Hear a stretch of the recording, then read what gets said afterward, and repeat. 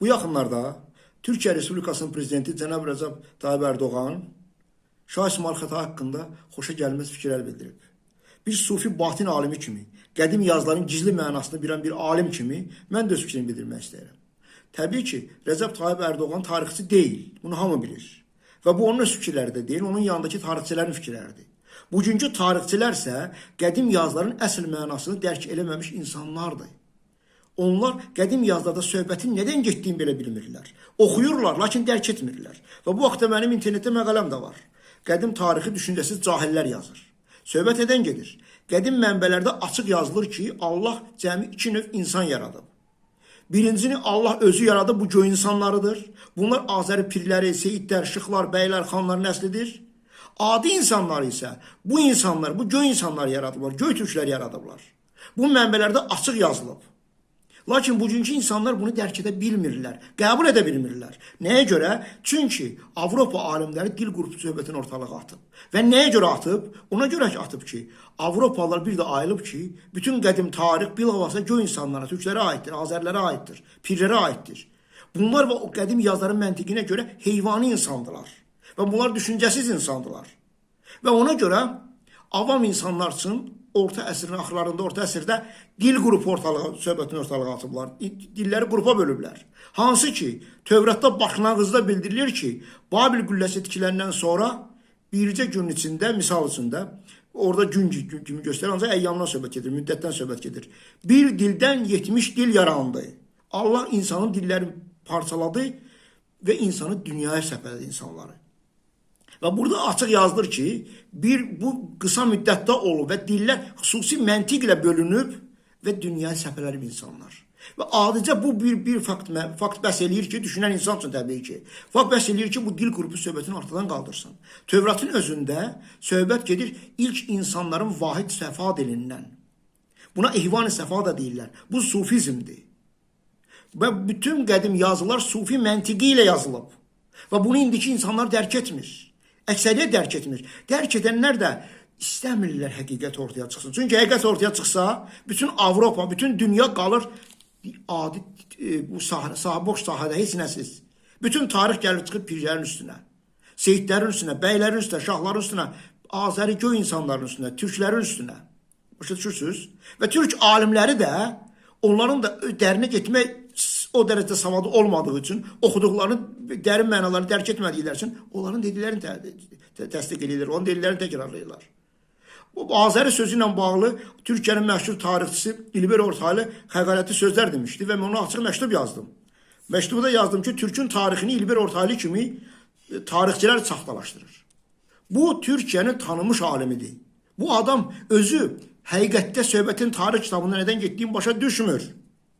Tarix sözü ingilislərdə history kimi qeyd olunur. Və bu da his story, yəni o kişinin tarixi. Bu kişi dedikdə Allah nəzərdə tutulur, göy insanı nəzərdə tutulur. Və göy insanın obrazı ilə yaradılmış pirlər, seyidlər, bəylər, şıxlar, pirlər, azərilər nəzərdə tutulur, türklər nəzərdə tutulur. Qədim mənbələrdə türk, Misir yazılarında, Assur yazılarında türk sözü teurq kimi gedirdi. Teorq, yəni Allah yaradan, qurban ruhları ilə Allah yaradan kimi gedirdi. Teorq orta əsrlərdə, əsrin əvvəlində yaranmayıb. Türk sözünün 5500 yaşı var. Sadəcə indiki alimlər alim deyil. Onları nətər deyim, daxili keyfiyyətləri idarə edir. Onlar qul psixologiyalı alimdir. Sufizmdə heyvani qüvvələrin təsiri altında onların əsiri olan insanlara qul deyirlər. Bugünkü insanlar həqiqəti maraqlandırmır. Alimlərdən söhbət gedir. Humanitar sahənin alimlərindən. Onları həqiqət maraqlandırmır. Onların öz psixologiyasında nədirsə ondan söhbət edirlər. Və bunlar başa düşmürlər ki, həqiqət əvvəl-axır meydana çıxacaq. Və bunların onsuz da bunun qarşısını ala bilməyəcəklər. Lakin bunlar bundan müdafiə ediblər. Bunların 60, 70, 80 yaşları var. Və bu məlum olacaq ki, bunların 70 illik, 80 illik ömrü heçdir. Və bunlar bunu qəbul edə bilmirlər. Ona görə həqiqəti demirlər. Mən bunu dəfələrlə demişəm, yazmışam. İnternetdə istənilən qədər mənim məqalələrim var. İnternetdə Rus dilində Yahudilərin tarixindən tutmuş, fəlsəfələrindən, kablasından tutmuş bütün mövzularda mənim məqalələrim var. Zərdüştlər məqalə var, Budistli var. Yəni mən internetdə nə mən mövzu yazsanız mənim məqaləm çıxacaq. Çünki mən bütün bildiklərimi Azərbaycan onsuz da qəbul eləmir, bu onun işləridir. Ancaq əvvəl axır bu həqiqət ortaya çıxmalıdır. Və mən bunları atıram ki, yazıb qoymuşam ki, insanlar elmi həqiqəti axtaranlar əvvəl axır oxusunlar və dərk eləsinlər. Keçək Şah İsmail məsələsinə. Şah İsmail mənbələrdə yazır ki, yer yox ikən, göy yox ikən ta əzəldən mən var idim. Şah İsmail yer yox ikən, göy yox ikən var olub. Əzəldən var olub. Əzəldən var olan ilahdır. İlkin materiyadır. Bu açıq dili ilə deyir ki, mən ilkin materiyanın obrazıyam. Bunu dərk eləmək üçün bir elm lazım deyil ki. Bu fikirləşmək lazımdır da. Bilirsiniz, bugünkü insanlar tarixə adi bir yazı kimi baxırlar. Həqiqətdə isə tarix riyazi məsələdir. Onu dərk eləmək üçün sən məhsulları tapmalısan. Və başdan ayağa yazılar da hamısı məhsuldur. Baxın, bu əzəldən, iki dilində deyir ki, əzəldən mən var olmuşam. Adi insan əzəldən var ola bilməz. Əzəldən var olan dediyim kimi ilahdır. Deməli, bu ilahın obrazıdır. Və bunu başa düşmək üçün, yenə deyirəm, xüsusi elm lazım deyil ki. Şah İsmailin çıxışı mənbələrdə Sahib Əz-Zamanın zühurunun başlanğıcı kimi qeyd olunur. Və Şah İsmail Xətai Peyğəmbərin möhrü adlandırır. Peyğəmbərlərin möhrü. Peyğəmbərlərin möhrü axirətdə gələndir. Sahib Əz-Zamandır. Bu dili ilə deyir ki, mən Sahib Əz-Zamanın obrazıyam. Bütün bunu dərk eləmək üçün sufizmin mənbələri, mahiyyətini bilmək lazımdır. Bütün qədim yazıların mahiyyətini bilmək lazımdır. Qədim yazılarda insanlar dediyim kimi göy və yer insanına bölünür. Yer insanı həyatı heyvan həyatından fərqlənmədiyi üçün onlar yazılarda qeyd olunmağa layiq görülməyiblər. Bütün qədim yazılar bilavasitə pirlər nəslinə, bəylər nəslinə, xanlar, şahlar nəslinə aiddir. Başa düşürsünüz, burada əsas söhbət buradan gedir. Və bütün qədim yazılar bu məntiqlə yazılıb. Yəni qədim yazılardakılar hamısı rəmzlərdir. Və o rəmzin izahını verməyə lazımdır. Əgər sən sizə rəmzin izahını vermirsə, riyaziyyat məsələdə məhsulu tapmırsansa, sən alim deyilsən. Bugünkü alimlər tarixdən danışırlar. Tarixdə açıq, mən dəfələrlə demişəm, tarixdə açıq yazılır ki, Xəzər dənizinin yanında okean var. Göstərin mən okeanı. Bunu bir alim yazmır. Bir tarixçi yazmır. Göstərin mən okeanı. Göstərə bilmirsiniz, deməli siz tarixçi deyilsiniz. İnsanlarda səhv fikir yaranıb ki, tarixçi tarixlə məşğul olandır. Xeyr. Bütün qədim yazılar riyaziyyatdır, riyazi məsələdir. Əgər sən onu həll edə bilmirsənsə, bir məntiqlə hamısını izah verə bilmirsənsə, sən tarixçi deyilsən. Sən alim deyilsən. İnsanları aldatmayın. Cavan kadrlarımızı aldatmayın. İnsanlarımız sizi alim kimi baxır. İnsanlar bilməlidir ki, siz elmsizsiniz, bilmirsiniz. Və bu cəmaatı da aldatmayın, boynunuza alın ki, biz bilmirik. Şah İsmail Xətai mənbələrdə, ordusu daha doğrusu, Sorxser bidim mülhidləri adlanır. Mülhid, məlahid, mələküt aləmi deməkdir. Və bidim mülhidləri batini mələkütlər. Sorxser bidim mülhidləri isə göydəki ölümsüz Allahlar deməkdir. Sorxser bidim mülhidlərinin batini mənası açılır ki, mələklər beytinin ölümsüz Asiris Allahları, Azər Allahları. Başa düşürsünüz? Sorxser burada ölümsüz Asiris Allahı deməkdir. Batini mənadadır. Yəni bunu bilmək üçün bir balaca düşünmək lazımdır. Axı bunu izah verməlisən sən. Elə dediyin kimi deməli deyilsən. Keçək qızılbaşlara. Qızılbaş sözü hardan götürür? Nə deməkdir qızılbaş? Niyə bir nəfər də oturub axtarmır qızılbaş mənbələrdən kimə deyir? Qızılbaşın izahını Əhd-i Ətiqdə Daniel Peyğəmbər verir.